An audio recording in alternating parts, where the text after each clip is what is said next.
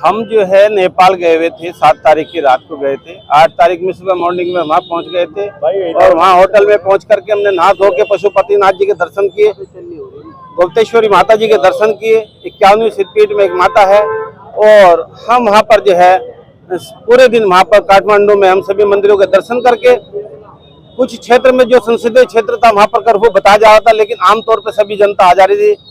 हमारा guide hotel में लेके जिस टाइम वहाँ पर पहुँचा तो वहाँ पे रात के समय में तांडव मच गया था और आगजनी, लूटमार और घबराहट सभी को थी।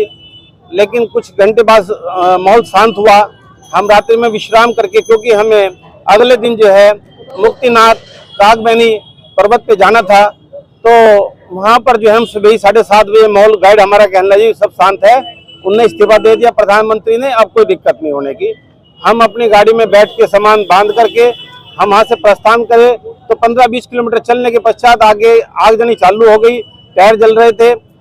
गाइड भी हमारे जो है लगातार, इतने अच्छे गाइड थे हमारे, सूरज थापा जी थे, और उन्होंने जिस प्रकार से छोटी गलियों में को निकाल करके गाड़ी जो है हमारी वापस होटल में लाने का प्रयास किया, लेकिन बीच में ही भगदड़ ऐसी मची, हजारों की तादाद में इतनी भीड़ थी कि जो भी रास्ते में आया उससे ही मतलब जो है कुछ नहीं कहा जा सकता। एक गेट खोला, उसमें उसने गाड़ी अंदर लगा दी और वहीं पर ही हम लोगों ने 3-4 घंटे बिताए और वहीं से आमने सामने की गोलाबारी हो रही थी, आंसू गैस के गोले छोड़े जा रहे थे और लूटमार का तांडव मचा हुआ था। 3-4 घंटे के पश्चात उन्हें एक होटल में शरण हमने ली और वहीं पे पहुंच के अगले दिन पूरी रात जो है वहाँ पर जो है पूरा तांडव हुआ। चौकी फूकी गई और थाने फूके गए, पुलिस वालों के हथियार लूटे गए। इस प्रकार का तांडव हमने पहली बार देखा है। क्या कहेंगे, कितना भयानक मंजर था आपके सामने और आपने मंत्री से गुहार लगाई थी। हमने माननीय कपिल देव अग्रवाल जी का, हम तहे दिल से सभी 10 जने थे वहाँ पर, और भी 5 जने महाराष्ट्र के थे, 15 जने हमारे दिल्ली से, कुछ मुजफ्फरनगर के भी थे दूसरे ग्रुप में। इन्होंने, हमने जैसे ही भाई साहब से संपर्क किया, इन्होंने तुरंत जो है मंत्रालय में बात करके हमारे पास तुरंत, इनके फोन करने के तुरंत बाद ही वहाँ पे भारतीय दूतावास से हमारे पास फोन पहुंचा।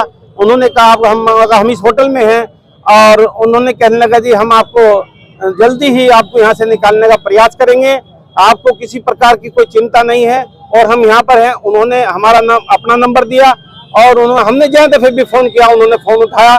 माननीय मंत्री जी का हम तहे दिल से इनका धन्यवाद करते हैं, क्योंकि इन्होंने टोटल जब से हमारे संपर्क में रहे हैं और इन्होंने हमारा हौसला नहीं तोड़ने दिया। माननीय संजीव बालियान जी, हमारे भारतीय जनता पार्टी के जिला अध्यक्ष और सभी कार्यकर्ता और हमारे मुजफ्फरनगर के जनपद वासियों के सभी के हमारे पास फोन पहुंच रहे थे। हमारे फोन बंद होने के बावजूद भी हमने 2 फोन वहाँ पे चालू किए थे, लगातार फोन पहुंच रहे थे। हमें सभी पूरे जनपद वासियों का ऐसा आशीर्वाद और मिलता रहा, बराबर हौसला नहीं टूटने दिया हमारा, हमने भी जो है अपना हौसला नहीं तोड़ने दिया। तो इस प्रकार से हम मंत्री जी का तहे दिल से शुक्रिया अदा करते हैं, क्योंकि इन्होंने जिस दिन से संपर्क में रहे, मंत्रालय में बात करके, मंत्रालय से जिस टाइम हमारे पे फोन आता था तो हमें ये ठास रहती थी कि हाँ भाई हमारे भारतवासियों का किसी का फोन आया है। तो ऐसे ही मुजफ्फरनगर से एक कार्यकर्ताओं का यहाँ पर हमारे पास जब फोन पहुँचता था तो सब इन्हीं के आशीर्वाद से हम आज मुजफ्फरनगर के अंदर यहाँ पर आए हैं। हम